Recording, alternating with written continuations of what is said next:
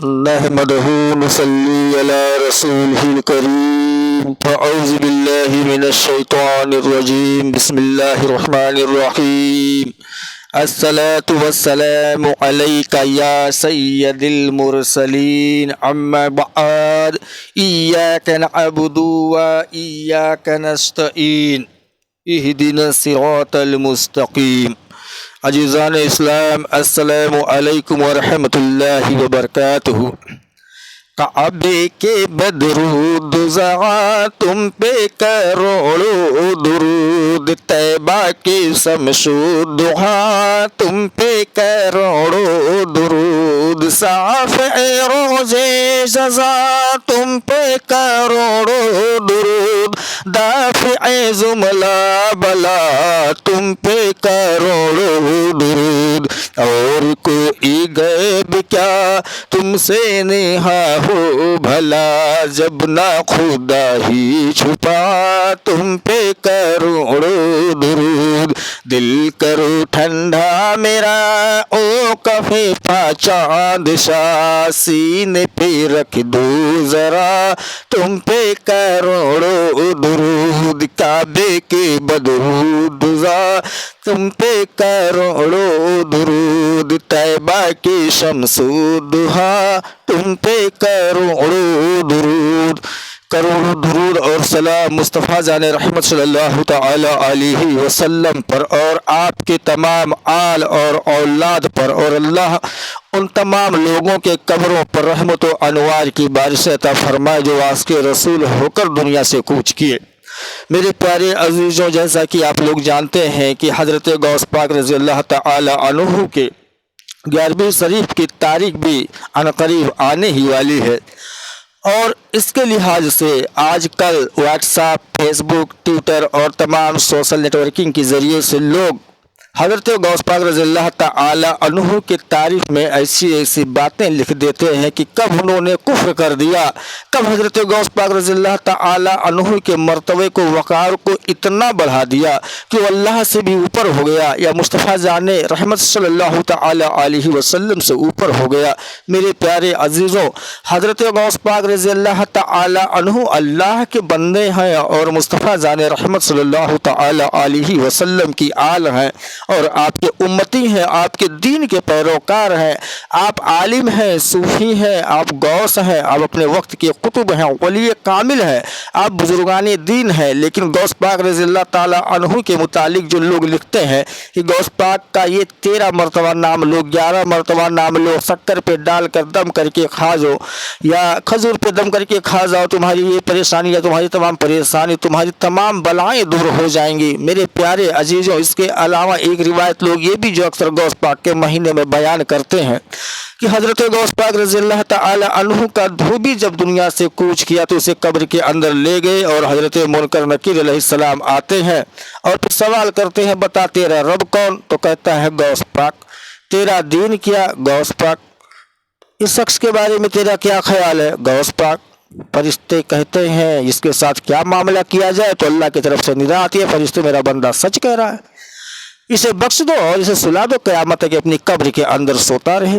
اب بتاؤ، اس کا جو راوی ہے، اس کو جنہوں نے لکھا ہے وہ تو ہمارے اہل سنت والجماعت سے اس کا کوئی تعلق ہی نہیں ہے، کوئی کنیکشن ہی نہیں ہے، اسے تو خود نبی کریم صلی اللہ تعالی علیہ وسلم کے علم غیب پر شک اور شبہ ہے، نبی کے قوت عطا اور طاقت پر اس کو شک اور شبہ ہے۔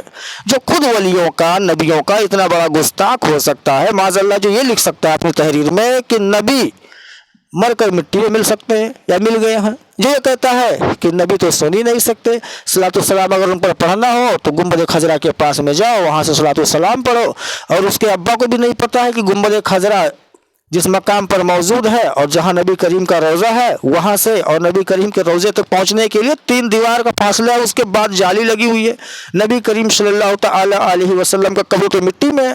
ابھی بتاؤ، میں آپ کو دفن کر دوں مٹی میں، آپ مجھے دفن کر دیں، اور مٹی کے اوپر سے جو آپ مجھے پکاریں بھائی کدھر ہو، میں سلام کر رہا ہوں، جواب دو، تو کیا مجھے سنائی دے گا؟ हर सुनाई नहीं देगा। तो ये कहते हैं कि वहाँ से नबी सुनते हैं, मतलब मिट्टी के अंदर है, वहाँ से नबी सुन लेते हैं। मुल्क हिंद से अगर पुकारोगे तो नबी नहीं सुनते हैं। और इमाम अहमद रजा खान फजल बरेलवी रहमतुल्लाह तआला अलैह क्या फरमाते हैं, दूर नज़दीक के सुनने वाले वो कान लाइला करामत पे लाखों सलाम, मुस्तफ़ा जाने रहमत पे लाखों सलाम।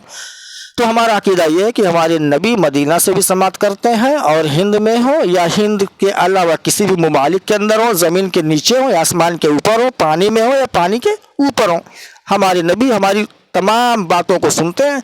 और हमारे नबी पर हमारे अमाल को पेश किया जाता है। नेक अमाल जब आपके पास पेश किया जाता है हमारे अमालों को, तो हमारे नबी करीम मुस्कुराते हैं। और जब हमारे बुरे अमाल बद अमाल जब पेश किए जाते हैं, फरिश्ते लेकर जाते हैं, तो हमारे नबी करीम सल्लल्लाहु तआला अलैहि वसल्लम रंज व गम में आ जाते हैं।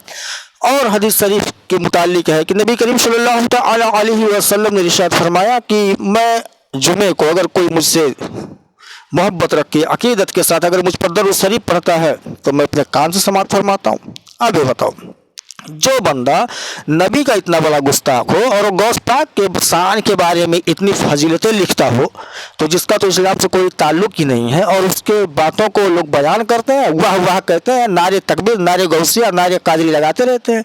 जाहिलियत की भी तो हद होती है। तहकीक तो करना चाहिए कि अगर कोई नदी बह रही है तो नदी कहाँ से बह रही है, कौन से पहाड़ से बह रही है, उस पहाड़ पर कोई जहरीला जानवर तो नहीं मरा है, जहाँ से पानी आ रही वहाँ से कोई जहर तो नहीं बह रहा साथ में मिल मिल के। तो हमारे वलियों के नाम पर हमें गुमराह करने की कोशिश की जा रही है। और हमारे सुन्नी हजरात हैं जो व्हाट्सएप पर मैसेज आ गया, गौस पाक का नाम पढ़ो, 11 मरतबा पढ़ो तो ये फ़ायदा मिलेगा, 13 मरतबा पढ़ो तो ये फ़ायदा मिलेगा। कुछ जाहिल लोगों ने तो ये भी मुझसे कहा कि पहले एक दौर था हजरत गौस पाक को इतना जलाल था कि जब उनका कोई नाम लेता था नापाकी के हालत में तो मर जाता था। फिर जब उनका जलाल कम हुआ तब एक जो है सर से बाल टूटते हैं और जो क़यामत तक टूटता रहेगा। मतलब आप और हम अगर नापाकी में गौस पाक का नाम लेंगे तो हमारे सर का भी एक बाल जरूर टूटेगा। मतलब कुछ ना कुछ नुकसान होना ही है, या तो पहले आदमी मर ही जाता था। अच्छा, अभी देखो जाहिलियत का कितना बड़ा दर्जा है ये। अब आगे बढ़ो, हजरत गौस पाक रज़ियल्लाहु ताला अन्हु का इनकार हमें नहीं है। किसी भी मुसलमान को, ईमान वाले को हजरत गौस पाक रज़ियल्लाहु ताला अन्हु के बुजुर्गी पर, इल्म पर, कुर्बे इलाही पर, आपके तकवा पर, आपके इल्म और आपके नुसरत पर और दीन की खिदमत पर और कुर्बे इलाही के साथ साथ हुब्बे रसूल पर किसी को कोई शक ही नहीं है। हजरत गौस पाक रज़ियल्लाहु ताला अन्हु एक ऐसे बरगुज़ीदा बंदे हैं अपने रब के कि आपने दीन का बहुत खिदमत किया है। आप तो कितना साल जो खाना नहीं खाए, आपने ईसा की वजह से आपने फजर की नमाज अदा की है। आपको जब भूख लगी और आप खंडहर के अंदर गए तो क्या देखते हैं कि आपसे पहले कुछ बच्चे वहाँ पर मदरसे के हैं जो खोज रहे कुछ खाने को मिल जाए। हजरत गौस पाक फरमाते मैं लौट आया कि अगर मैं भी वहाँ चला गया तो हो सकता है किसी के हिस्से का मुझे मिल जाए। वो गौस पाक रज़ियल्लाहु ताला अन्हु है कि जिनकी वालदा मजीदा घर से अपने बेटे के लिए खर्चा भेजती है। ताजिर के हाथ से, ताजिर जब आता है बगदाद में तो उसका जो खर्च था पूरा माल खर्च हो जाता है, उसके पास कुछ नहीं बचता है। तो अंत में हजरत गौस पाक की वालदा ने जो दिनार दरहम कुछ भेजा था उसको खर्च करके वो खाना लेकर आता है। और हजरत गौस पाक मस्जिद के अंदर है और उसी मस्जिद के अंदर वो बंदा भी आता है खाना खाने के लिए। हजरत गौस पाक ने जब उसकी तरफ देखा तो उसको रहम आया और कहा बेटा आओ आप भी खाना तनावल फरमा लो।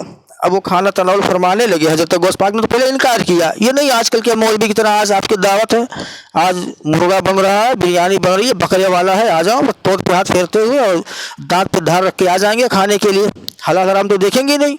हजरत गौस पाक ने कहा नहीं नहीं मुझे भूख नहीं है। तो उन्होंने कहा बेटा ये हलाल रिस्क है, आप खा लो आकर। हजरत गौस पाक शामिल होते हैं, जब खाने के साथ जब शरीक हो जाते हैं, जब खाने लगते हैं तो बंदा पूछता है कि बेटा अब्दुल कादिर नाम का एक लड़का यहाँ मदरसे के अंदर पढ़ता है और उसकी वालदा मजीदा ने मुझे कुछ दरहम दिया था जो खर्च हो गया, मुझे ज़रूरत थी, मैंने खर्च कर दिया बगैर इजाज़त के, और मैं उस बच्चे से मिलना चाहता हूँ और माजरत तलब करना चाहता हूँ, लेकिन जब दोबारा मैं तिजारत के लिए आऊँगा तो पैसा लाकर उनको दे दूँगा।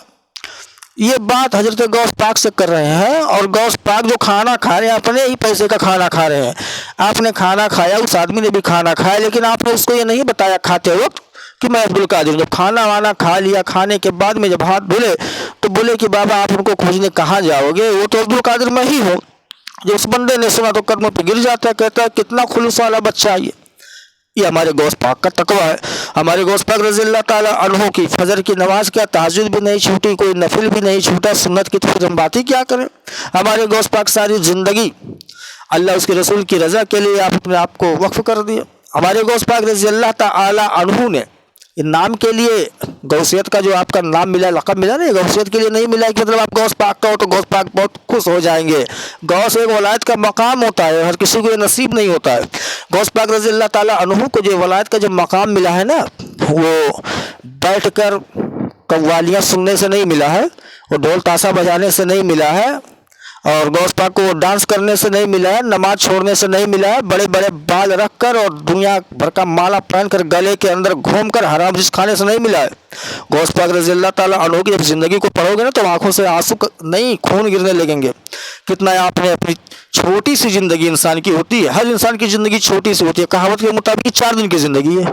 अब 4 दिन की ज़िंदगी का मतलब ये नहीं है कि 4 ही दिन की ज़िंदगी है। 1 दिन की ज़िंदगी हो गई जब माँ के सिकम से हम दुनिया में आए, वो हमारा लड़कपन था। फिर हम बचपने में आ गए, बचपने से फिर जवानी में आ गए, 3 हो गया, चौथा पर बुढ़ापे का चलता है। इसी को लोग कहते हैं मुख्तसर में कि 4 दिन की ज़िंदगी लेकर आए। लेकिन हज़रत गौस पाक रज़ी अल्लाह ताला अन्हु ने अपने ज़िंदगी को अल्लाह उसके रसूल की रज़ा के लिए ही जो गुजार दिया। कुछ लोग तो ये भी कहते हैं कि हज़रत गौस पाक रज़ी अल्लाह ताला वो सब करते हैं काबे का तवाफ़, और हज़रत गौस पाक का घर का तवाफ़ वो काबा कर रहा था। चलो ठीक है, इमाम अहमद रज़ा खान फ़ाज़िल बरेलवी रहमतुल्लाह ताला अलैह ने लिखा है, वो बड़े आलिम है और अल्हम्दुलिल्लाह हम उनसे मोहब्बत करते हैं, हमारे इमाम है, हमें उस पर इख्तलाफ नहीं है। लेकिन इमाम अहमद रज़ा खान फ़ाज़िल बरेलवी रहमतुल्लाह ताला अलैह ने जो लिखा है उसका अगर मीनिंग समझेंगे ना, माना समझेंगे, तब समझ में आएगा कौन सा काबा गौस पाक के घर का तवाफ़ कर रहा था भाई। क्योंकि अल्लाह के रसूल ने फरमाया इरशाद कि एक मोमिन काबा से भी अफजल है। अरे लोगों, तो मोमिन का अगर दिल दुखा रहे हो, उसके दिल को अगर तोड़ रहे हो तो काबा शहीद करने से ज़्यादा गुनाह होता है। गौस पाक का जो मकाम है, जो मर्तबा है, वो तो जान ही लीजिए, लेकिन साथ साथ ये भी जान लीजिए कि फरमान इलाही क्या है, फरमान रसूल क्या है। गौस पाक रज़ी अल्लाह ताला अन्हु ना खुदा है और ना ही नबी हैं। खुदा के बंदे वो भी हैं, मुस्तफ़ा जाने रहमत की औलाद के बाद आप एक वली हैं और आप मोमिन कामिल हैं और आपके दीन के हिमायती हैं और आप नाइब रसूल हैं। लेकिन अब सुनो, जान लीजिए ईमान अल्लाह ताला की वहदानियत की तस्दीक और रसूलों के लाए हुए अहकामात की तक़यीद व तस्दीक और अमाल के मजमूए का नाम है फरमान इलाही है। ईमानदार लोग वही हैं जो अल्लाह और उसके रसूल पर ईमान लाए, फिर उन्होंने शक नहीं किया और राह खुदा में अपने मालों और जानों के साथ जिहाद किया, यही लोग सच्चे हैं। लेकिन आज का मामला क्या? अल्लाह की राह में अगर ऐलान होता मस्जिद में कि मस्जिद के अंदर फला चीज़ की ज़रूरत है तो निकालेंगे, छुट्टे किधर रखे हैं, 10 का 20 का 50 का 100 का छुट्टे किधर रखे हैं। और अगर घर की ज़रूरत हो, घर के अंदर टाइल्स मार्बल लगाना है, एसी लगाना है, तो ठीक है भाई, लाखों लगा देते, खर्च कर देते। हम लोग ये नहीं कहते, मज़हब इस्लाम में नहीं कहता है आप घर मत बनाओ, जेब जीनत के साथ मत रहो, लेकिन मस्जिद के अंदर भी ताउन करना चाहिए ना, अल्लाह के लिए तो खर्च करना चाहिए। लेकिन ऐसा नहीं। अब आगे बढ़ते हैं। दूसरी आयत में अल्लाह ताला ने फरमाया, लेकिन भलाई उसके लिए है जो अल्लाह और क़यामत के दिन और फरिश्तों और किताबों और नबियों पर ईमान लाया। इसी तरह अल्लाह ताला ने बेसिफ़ात मसलन वादा का पूरा फरमाया, मसाइब पर सब्र करना वगैरह ईमाने का कामिल की शर्तें रखी है। फिर इरशाद फरमाई, यही लोग हैं जिन्होंने सच किया। एक और आयत में फरमान इलाही है, अल्लाह ताला उन लोगों को बुलंद करेगा जो तुम में से ईमान लाए और उनको इल्म दिया गया है, उन्हें दर्जात। एक और मकाम पर इरशाद इलाही है, नहीं बराबर तुम में से वह शख्स की जिसमें फतह मक्का से पहले खर्च किया और लड़ाई की। फरमान इलाही है, यह लोग अल्लाह ताला के नज़दीक मरातिब पर फाइज हैं। फरमान नबी भी सल्लल्लाहु ताला अलैहि वसल्लम है कि ईमान बरहना और उसका लिबास तकवा है। और इरशाद फरमाया कि ईमान के कुछ ऊपर 70 दर्जे हैं और कम तरीन दर्जा रास्ता से तकलीफ पहुंचाने वाली चीज़ को दूर करना है। मतलब ईमान के 70 दर्जे से भी ऊपर है। सबसे छोटा दर्जा यह है ईमान का कि अगर रास्ते में कोई तकलीफ वाली चीज़ हो तो उसे हटा दिया जाए। अच्छा, यही हदीस इस अम्र पर दलालत करती है कि कामिल ईमान अमल से मसरूत व मरतूब और ईमान का निफाक से छुटकारा और शिरक खफी से अलहदगी पर मरबूत होना हुजूर सल्लल्लाहु अलैहि वसल्लम के इस फरमान से साबित है। इरशाद होता है, 4 जिसमें वो नमाजी व रोज़ेदार होने के बावजूद खालिस मुनाफिक है, अगरचे वह खुद को मोमिन ही समझता रहे। जब वह बात करे तो झूठ बोले, वादा करे वादा खिलाफी करे, उसके यहाँ अमानत रखी जाए तो खयानत करे, और जब झगड़ा करे तो बेहुदापन पर उतर आए। बाज़ रिवायतों में है कि जब मुआहिदा करे तो उसे तोड़ डाले, मतलब मुआहिदा मतलब वादा करे तो उसे तोड़ डाले। अब यहाँ पर अल्लाह के रसूल ने क्या फरमाया کہ منافق وہ انسان ہوتا ہے کہ جب بات کرے تو جھوٹ بولے، وعدہ کرے تو وعدہ خلافی کر دے، امانت رکھی جائے تو خیانت کر دے، اور جھگڑا کرے تو بےہودہ پر اتر جائے، مطلب مار پیٹ گالی گلوچ پر اتر جائے، تو وہ تو منافق ہے اور اپنے آپ کو وہ جو ہے بہت بڑا مرتبے والا سمجھ رہا ہے، مومن کامل سمجھ رہا ہے۔ ایسا بھی معاملہ دیکھنے کو ملتا ہے کہ ذرا سی بات ہو جاتی ہے تو بندہ کانپ کر اور چڑھنے لگتا ہے، ماریں گے، یہ کریں گے، وہ کریں گے۔ ارے اللہ کے بندے، غوث پاک رضی اللہ تعالیٰ عنہ کا کیا معاملہ تھا؟ ہاں، جب شیطان کہتا ہے کہ اے غوث تجھے تیرے رب نے بچا لیا، تیرا کتنا بڑا مقام ہے، لمبا واقعہ مختصر بتا دیتا ہوں کہ تیرے رب نے تجھے بچا لیا، اے غوث تجھے تو تیرے ایمان نے نہیں، تجھے تیرے علم نے بچا لیا۔ حضرت غوث پاک فرماتے میرے علم نے نہیں، مجھے میرے رب نے بچا لیا، اور اچھے اچھے علم والوں کو تو گرکی کر دیتا ہے تو، سمجھے آپ۔ حضرت ابو سعید خدری رضی اللہ تعالی عنہ سے مروی حدیث ہے، دل چار ہے دنیاوی خواہشات سے پاک دل میں، جس میں معرفت کا چراغ روشن ہے، اور یہی مومن کا دل ہے۔ ایسا دل جس میں ایمان اور نفاق دونوں ہوں۔ ایسے دل میں ایمان سبزے کی طرح ہے جو میٹھے پانی سے نشو و نما پاتا ہے، اور نفاق ایسے زخم کی طرح ہے جو پیپ اور گندے خون سے پھیل جاتا ہے۔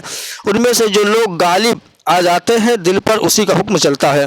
دوسری روایت کے الفاظ ہیں کہ جو ان میں سے غالب ہو جاتا ہے وہ دوسرے کو لے جاتا ہے۔ فرمان نبی بھی ہے کہ میری امت کے اکثر منافق قاری ہیں۔ کون سے؟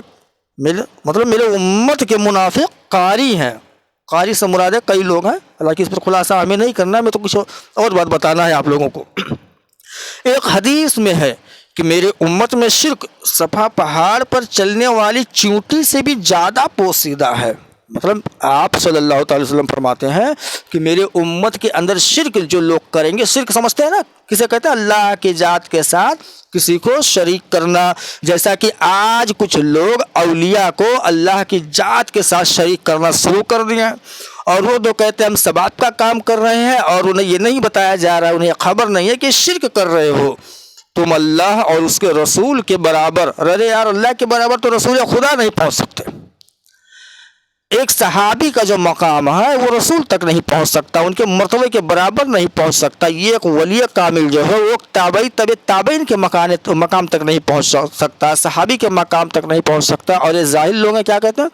ہمارے فلاں اولیاء نے یہ کر دیا، فلاں اولیاء نے یہ تختہ پلٹ دیا، فلاں اولیاء نے وہ کر دیا۔ ارے اللہ کے بندو، انہوں نے کر دیا، ہمیں اس پہ شک نہیں ہے، کیونکہ اللہ کے ولی ہیں، کچھ بھی کر سکتے ہو۔ چاہے تو تختہ پلٹ دے پوری دنیا کی، یار وہ سورج کو پھاڑ دے، چاند کو پھاڑ دے، زمین کو پھاڑ دے، اللہ نے تم کو قوت اور طاقت دیا، لیکن قوت اور طاقت اسے ناچنے سے مل گیا، ان کو گھومنے سے مل گیا ہے، حرام کھانے سے مل گیا، ہرگز نہیں۔ انہوں نے اپنے زندگی کو اللہ کی رضا کے لیے وقف کر دیا ہے، اور جب تک دنیا کے اندر حیات رہے تب تک اللہ اللہ ہی کرتے رہے، اور حق بولتے رہے، حق سنتے رہے، حق پر ہی عمل کرتے رہے، تب جا کر تو انہیں اتنے اللہ نے مقام اور مرتبہ دے دیا ہے۔ لیکن آج تو کچھ اور ہی معاملہ چل رہا۔ حضرت حذیفہ رضی اللہ تعالیٰ عنہ فرماتے تھے کہ حضور صلی اللہ علیہ وسلم کے عہد مبارک میں آدمی ایک بات ایسی کرتا ہے جس کے سبب مرتے وقت تب کا منافق ہو جاتا ہے، اور میں تم سے ویسی 10 باتیں روزانہ سنتا ہوں۔ اب 10 باتیں کون سنتے ہیں میرے نبی کریم؟ یہ بھی ذرا دھیان سے سننا آگے۔ بعض علماء کا کہنا ہے کہ وہ شخص نفاق سے بہت قریب ہے جو خود کو نفاق سے بری سمجھتا ہے۔ مطلب نفاق سے بری کہ مطلب ہمیں کوئی پریشانی نہیں ہے، لیکن وہ دراصل میں پریشانی کے تکلیفوں کے قریب ہے اور اپنے آپ کو سمجھتا بری ہے۔ حضرت ابو حذیفہ رضی اللہ تعالی عنہ فرماتے ہیں کہ آج حضور صلی اللہ علیہ وسلم کے عہد مبارک سے زیادہ منافق ہے۔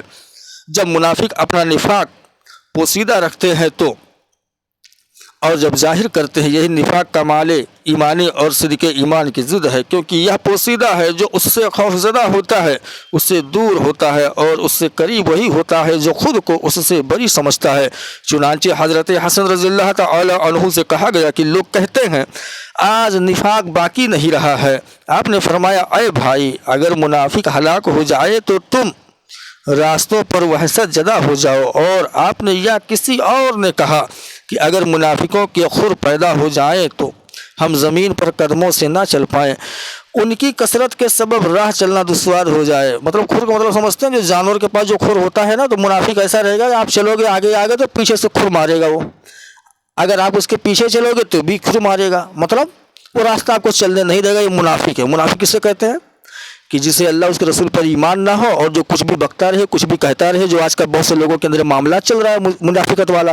حق بولنے چلو تو کہیں گے اس کو کچھ آتا ہی نہیں، اگر حق کا راستہ بتاؤ، حدیث اور قرآن کا راستہ بتاؤ تو کہیں گے نہیں اس کو کچھ نہیں آتا۔ مطلب لوگوں کو شرک سے بچاؤ، گمراہی سے بچاؤ، برائی سے بچاؤ تو کیا کہتے ہیں ارے اس کو کچھ نہیں آتا، جو کچھ آتا ہمیں آتا ہے۔ ارے ظاہروں، علم اللہ جسے جتنا دیتا ہے اس کے مقدر کا دے ہی دیتا ہے، اور کسی کو اپنے سے کمتر نہیں سمجھنا چاہیے۔ اگر کوئی حدیث اور قرآن کی باتیں کر رہا ہے نا، گڑھی ہوئی حدیث نہ ہو، گڑھا ہوا قرآن کا ترجمہ نہ ہو، تو تمہارے لیے اللہ ہی کہلوا رہا ہے۔ کبھی کبھی اللہ ایک مشرک سے بھی تمہیں راستے کے لیے تمہاری حمایت میں اللہ اسے بھی کھڑا کر دیتا ہے، اور ایک مسلمان کہہ رہا ہے یہ غلط ہے تو غلط ہے، کیونکہ حدیث اور قرآن سے بولنے والا ہے، نہ کہ ظاہر ہے مزاورہ ڈھول پیٹنے والا ہے، سمجھے؟ وہ بھی علم یافتہ ہے۔ اگر کوئی کچھ کہہ رہا ہے، اگر اللہ کی طرف بلا رہا ہے تو ظاہر نہیں ہو سکتا۔ لیکن آج کل جو کچھ علم یافتہ ہے، جنہوں نے روزی روٹی کے لیے علم حاصل کر لیا ہے، کہتے ہیں اس کو کچھ نہیں آتا۔ ارے چھوڑو، اس کو کیا آتا ہے؟ ہاں اس کو آتا ہے، حرام وہ کمائے، حرام وہ کھائے، حرام طریقے سے زندگی وہ گزارے، پیسے کے لیے کچھ بھی کرنے پر وہ اتارو ہو جائے، کچھ بھی وہ کر لے، چاہے شراب کا بوتل ہو اس کو بھی دھل کے پی لے گا، کہے گا نہیں صحیح ہے، جائز ہے، جان بچانا فرض تھا۔ کوا ہو اس کو بھی کھا لے گا، کہے گا جان بچانا تو فرض ہے۔ سور کا ہوگا اس کو بھی کھا لے گا، جان بچانا تو فرض ہے۔ مطلب وہ فتویٰ دے دے گا، مسئلہ دے دے گا، مسئلہ بتا دے گا، منافقت نہیں چھوڑے گا۔ ایسے لوگوں سے اللہ کی پناہ۔ حضرت عمر رضی اللہ تعالی عنہ نے ایک آدمی کو، حجاج کو برا بھلا کہتے سن کر فرمایا اگر حجاج موجود ہوتا تو تم یہ باتیں کرتے؟ اس نے کہا نہیں۔ آپ نے یہ سن کر فرمایا کہ ہم اس چیز کو حضور صلی اللہ علیہ وسلم کے زمانے میں نفاق میں شمار کرتے تھے۔ مطلب غیبت کرنا۔ آج اگر کوئی معاملہ ہو گیا، سامنے والا اگر آدمی کو دیکھ لیا پھلا جا رہا ہے نا، تو اس کی جتنی بھی برائی ہوگی اس کو ترنت وہی کھولنا شروع کر دیں گے۔ جب سامنے آ جائے گا تو منہ سے زبان نہیں کھلے گی۔ مطلب شاعر نے کیا کہا ہے، جب تعریف کرنی ہو تو بڑے بڑوں کا منہ بند ہو جاتا ہے، اور جب برائی کرنی ہو تو گونگے بھی بول پڑتے ہیں۔ آج تو غیبت کی تو باتیں عام ہو جاتی ہے، جب دیکھتے نا اس کا مقام بڑھ رہا ہے، اس کا عزت بڑھ رہا ہے، تو اس کی غیبت کرو، لوگوں کے دلوں میں اس کی برائیاں پیدا کر دو تاکہ لوگ اس سے قریب ہو جائیں۔ ارے اللہ کے بندے، اللہ جسے عزت دینا چاہے اسے کون ذلیل کر سکتا ہے، اور اللہ جسے جلیل کرنے پر اتاری ہو جائے اسے عزت کون دے سکتا ہے؟ وَعِزُّ مَن تَشَاءُ وَذِلُّ مَن تَشَاءُ۔ اللہ کی طرف رجوع کر لے اللہ کے بندے، کسی کی غیبت اور برائی مت کر، منافقت والا نفاق والا کام مت کر۔ نبی کریم صلی اللہ تعالی علیہ وسلم فرماتے ہیں کہ جو شخص دنیا میں دو زبانوں والا ہوتا ہے، آخرت میں اللہ تعالیٰ اسے دو زبانوں والا بنائے گا۔ مزید فرمایا بدترین آدمی دو چہروں والا ہوتا ہے، جو اس کے پاس ایک چہرے سے اور دوسرے کے پاس دوسرے چہرے سے آتا ہے، یعنی منافقت کرتا ہے۔ آج کا معاملہ کیا ہے، آپ کے سامنے کوئی آیا، حضور حضور حضور بہت اچھے بہت اچھے، لیکن وہی بندہ جب جاتا ہے نا کسی اور کے پاس تو دوسرا چہرہ، ارے وہ فلانا شخص جو تھا نا بہت بیکار ہے، اس کو کیسے پچھاڑا جائے، اس کو کیسے پٹکنی دی جائے، اس کو کیسے لتاڑا جائے، اس کی کیسے برائی کی جائے، اس کے جھولے میں شراب کا بوتل کیسے ڈالا جائے۔ مطلب ذلیل کرنا ہے نا، کسی بھی طریقے سے، کسی بھی انگل سے اس پر بدکاری کا، زناکاری کا الزام کیسے لگایا جائے۔ ایسے سب میں کہہ رہا ہوں، ہمارے ساتھ بھی ایسا معاملہ ہو چکا ہے، اور یہ اپنا خود کا تجربہ بھی میں ساتھ ساتھ شامل کرتا جا رہا ہوں۔ یہ نہیں کہ میرا کسی کے ساتھ ذاتی معاملہ ہے، ذاتی معاملہ نہیں ہے، وہ بھی کہہ رہا ہوں جو تجربہ ہے، اور وہ بھی بتا رہا ہوں جو حدیث شریف کے اندر موجود ہے۔ جناب حسن بصری رضی اللہ تعالی عنہ سے کہا گیا کہ کچھ لوگ کہتے ہیں کہ آپ کو نفاق کا خوف نہیں ہے۔ آپ نے فرمایا باخدا مجھے زمین کی ہر بلندی کے برابر سونے کے مالک ہونے سے یہ بات زیادہ پسند ہے کہ مجھے معلوم ہو جائے میں نفاق سے بری ہوں۔ جناب حسن رضی اللہ تعالی عنہ کا قول ہے کہ نفاق کی وجہ سے زبان اور دل مختلف ہوتے ہیں، پوشیدہ اور ظاہر کا اختلاف ہوتا ہے، اور آنے جانے میں فرق ہوتا ہے، داخل ہونے کا راستہ اور نکلنے کا اور ہوتا ہے۔ کسی نے حضرت حذیفہ رضی اللہ تعالی عنہ سے کہا کہ میں نفاق سے ڈرتا ہوں۔ آپ نے فرمایا اگر تم منافق ہوتے تو تمہیں نفاق کا خوف نہ ہوتا، کیونکہ منافق نفاق سے بے پرواہ ہوتا ہے۔ جناب ابن ابی ملیکہ رضی اللہ تعالی عنہ نے فرمایا کہ میں نے 133 اور ایک روایت میں ہے 150 صحابہ کرام کو پایا ہے جو سب کے سب نفاق سے ڈرتے تھے۔ مروی ہے حضور کریم صلی اللہ تعالی علیہ وسلم صحابہ کی ایک جماعت میں تشریف فرما تھے۔ صحابہ کرام نے ایک آدمی کا تذکرہ کیا اور اس کی بہت زیادہ تعریف کی۔ جب حضرات اسی طرح تعریف فرما رہے تھے، اس کے چہرے سے وضو کا پانی ٹپک رہا تھا، جوتا اس کے ہاتھ میں تھا اور اس کی آنکھوں کے درمیان سجدوں کا نشان تھا۔ صحابہ کرام نے عرض کی یا رسول اللہ صلی اللہ تعالی علیہ وسلم، یہ وہی شخص ہے جس کی ہم نے آپ کے سامنے تعریف کی ہے۔ حضور صلی اللہ تعالی علیہ وسلم فرماتے ہیں مجھے اس کے چہرے پر شیطان کا اثر نظر آتا ہے۔ وہ آدمی آ کر صحابہ کے ساتھ بیٹھ گیا اور حضور صلی اللہ تعالی علیہ وسلم کو سلام کیا۔ آپ نے اسے دیکھ کر فرمایا میں تجھے اللہ کی قسم دیتا ہوں بتا کہ جب تو نے ان لوگوں کو دیکھا تو تیرے دل میں یہ خیال آیا کہ تو ان سے کتنا اچھا ہے؟ وہ بولا اے اللہ کے پیارے رسول ہاں۔ جب آپ نے اپنی دعا میں فرمایا اے اللہ میں تجھ سے ہر اس بات سے جسے جانتا ہوں یا نہیں جانتا بخشش طلب کرتا ہوں، عرض کیا گیا اے رسول اللہ صلی اللہ تعالی علیہ وسلم آپ بھی خوف زدہ ہیں۔ آپ نے فرمایا میں کیسے بے خوف ہو جاؤں، حالانکہ مخلوق کے دل اللہ تعالی کی 2 انگلیوں کے درمیان ہے۔ انگلی سے مراد یہ نہیں ہے کہ اللہ کے پاس انگلی ہے، سمجھانے کے لیے بتایا گیا ہے، نہیں تو کچھ منافق ظاہر لوگ سمجھنے تو بیان کر رہے تھے، حدیث شریف بطرف سے 2 انگلی کا بھی ذکر کر دیا، مطلب اللہ کا انگلی ثابت کر دیے۔ یہ انگلی نہیں ہے، اللہ جسم و جسمانیت سے پاک ہے، یہ بات سوچ اور سمجھ لینا۔ اللہ کے پاس کان نہیں ہے پھر بھی سنتا ہے، نظر نہیں ہے پھر بھی دیکھتا ہے، زبان نہیں ہے پھر بھی بولتا ہے، ہاتھ نہیں ہے پھر بھی دیتا ہے، دل نہیں ہے پھر بھی محبت کرتا ہے۔ اللہ سخی ہے، سمجھے؟ اور اللہ بے عیب ہے، اس کے اندر کوئی عیب نہیں ہے، اور جس کے اندر جسم ہے، جسمانیت ہے، وہ خدا ہو ہی نہیں سکتا، سمجھے؟ وہ جیسے چاہتا ہے انہیں پھیرتا رہتا ہے، فرمانے خدائے بزرگ و برتر ہے، اور ظاہر ہو جائے گا ان کے واسطے اللہ کی طرف جس کو وہ گمان نہیں کرتے تھے۔ اس کی تفسیر میں کہا گیا کہ انہوں نے ایسے اعمال کیے جنہیں وہ اپنے گمان کے سبب نیکیاں سمجھتے تھے، مگر وہ گناہوں کے پلڑوں میں جا پڑے۔ حضرت شرری سکتی رضی اللہ تعالی عنہ کا قول ہے اگر کوئی انسان ایسے باغ میں جائے جس میں ہر قسم کے درخت ہوں اور ان درختوں پر ہر قسم کے پرندے ہوں جو اسے دیکھ کر یک زبان ہو کر کہیں اے اللہ کے ولی تجھ پر سلام ہو، اور اس کا دل یہ بات سن کر مطمئن ہو جائے تو گویا وہ ان پرندوں کا اسیر ہو جاتا ہے۔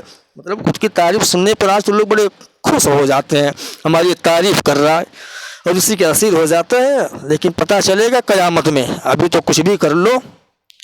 یہ تمام اقوال و احادیث تجھے ان خطرات سے واقف کرائیں گے جو پوشیدہ نفاق اور شرک خفی پر منتہا ہوتے ہیں، اور کوئی بھی عقل مند اس سے غافل نہیں رہتا، یہاں تک کہ حضرت عمر رضی اللہ تعالی عنہ حضرت حذیفہ رضی اللہ تعالی عنہ سے اپنے متعلق پوچھا کرتے تھے۔ یہ روایت پہلے بھی گزر چکی ہے۔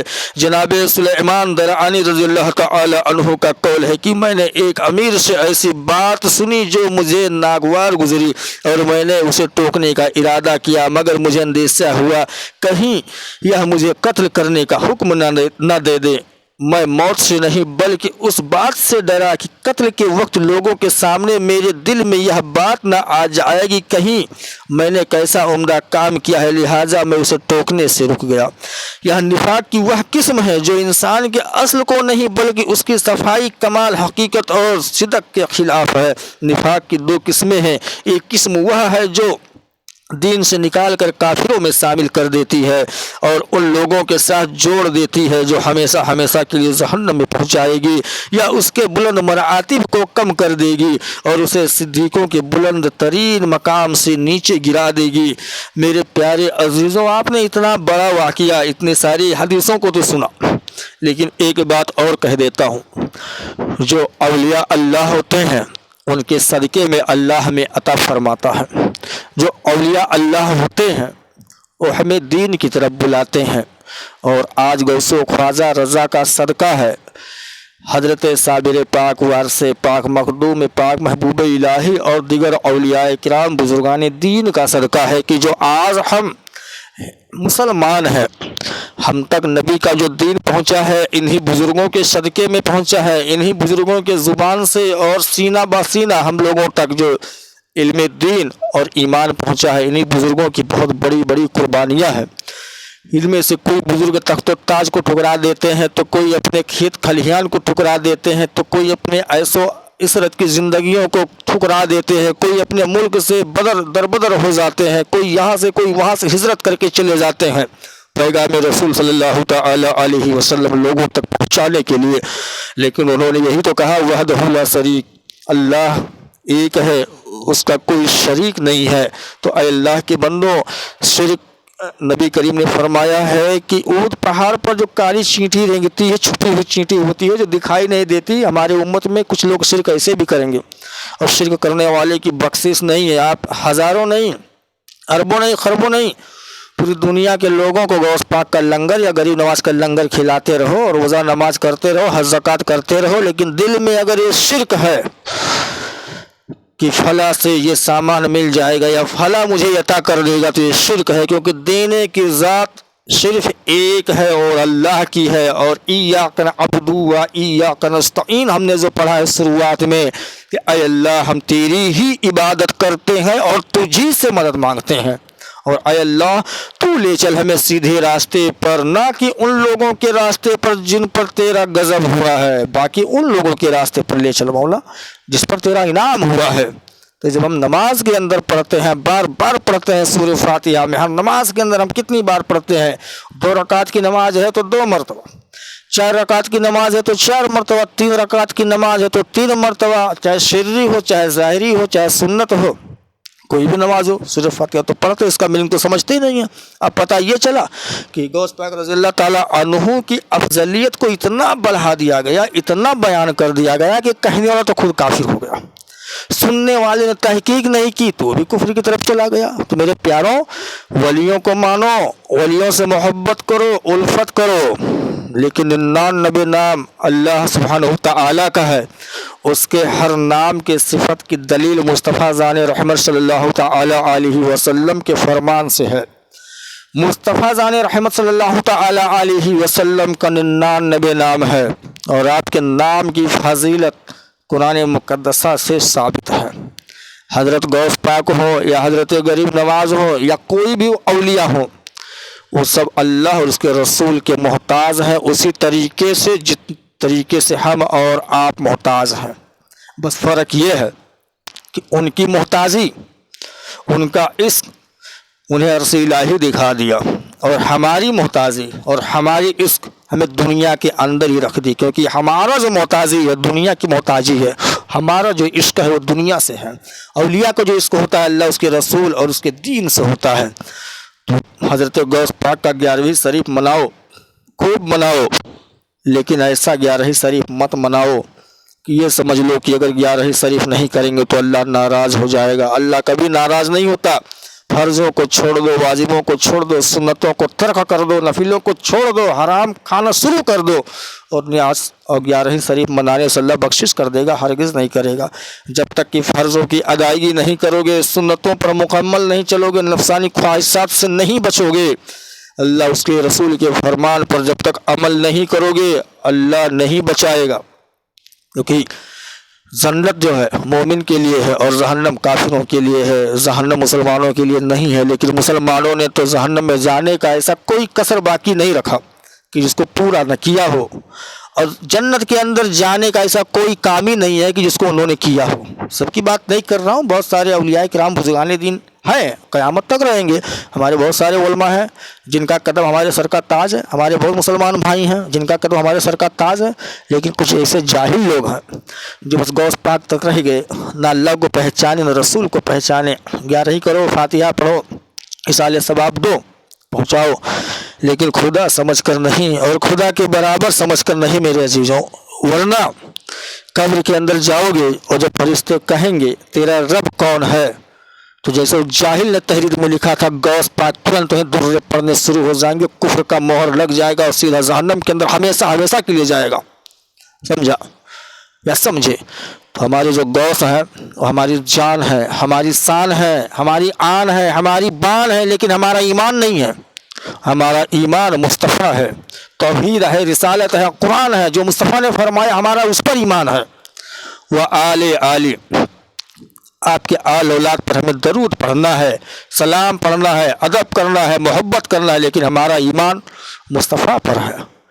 ہم اگر کسی ایک ولی کو نہیں جانتے، ہم نہیں مانتے، ہم کافر نہیں ہوں گے، لیکن اگر یہ کہہ دیا کہ 1,24,000 یا 2,24,000 کم و بیش انبیاء علیہ السلام میں سے میں ایک کو نہیں مانتا، معاذ اللہ، وہ کافر ہو گیا۔ 4 آسمانی بڑی کتابیں بول دے میں 3 کو مانتا، 1 کو نہیں مانتا، وہ کافر ہو گیا۔ یہاں تک کہ کسی بھی کتاب کا ایک حرف ہے، قرآن شریف کا شروع میں جو با ہے نا، بسم اللہ کے نیچے کا جو نقطہ ہے، اگر اس کا بھی انکار کر دو تو کافر ہو جائے گا۔ ولی کو آپ مانو یا نہ مانو وہ آپ کا معاملہ ہے، محبت کرو، ان سے محبت کرو، کیونکہ اولیاء کے ساتھ اللہ کو تو فرمان ہے کہ جس نے میرے ولی سے بغاوت کی اس نے مجھ سے بغاوت کی، جس نے میرے ولی سے جنگ کیا میرا اس کے ساتھ جنگ کا اعلان ہے۔